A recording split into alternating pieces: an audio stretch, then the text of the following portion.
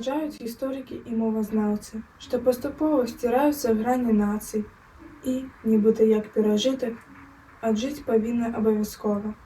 Мова маці маёй, беларуская мова, што мне, як імя ўласнае, блізкае і знаёмае, што па жылах маіх цячэ ціхім сажам і нёманым. Я чакаю часіну сябрыны людской, але не згаджуся, што роднай мовай луской былі на рыбіне чалавецтва, якая ў вечнасць плыве акіянам вечнасці, хвалеюць увосень гаі касмачы, па вясне расцікаюць лісты, свае калачкі маладыя. І калі нават мова моя замаўчыць, то не зробіцца мёртвай латыню. Словы, дзе кожны гук, азяблая сінічка ценькая, не стануць тэрмінамі медыцынскімі.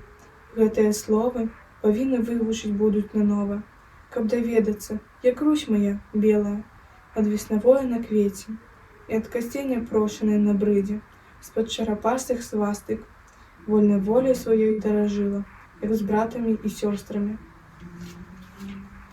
Шчыра дружыла, калі мова моя уліецца ў агульны людскі акіян, пацячэ ў ім стараманыя, цёплым гольфстрымам, і будзе мне сэрца грэць кожным ашчаджаным словам, бо, як жыта, спрадвечная беларуская мова.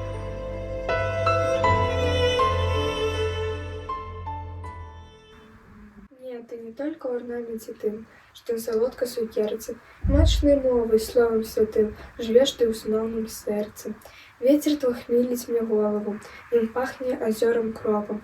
Дозволь поделить мне, покуль живу, турботой твоей хоть кроплю.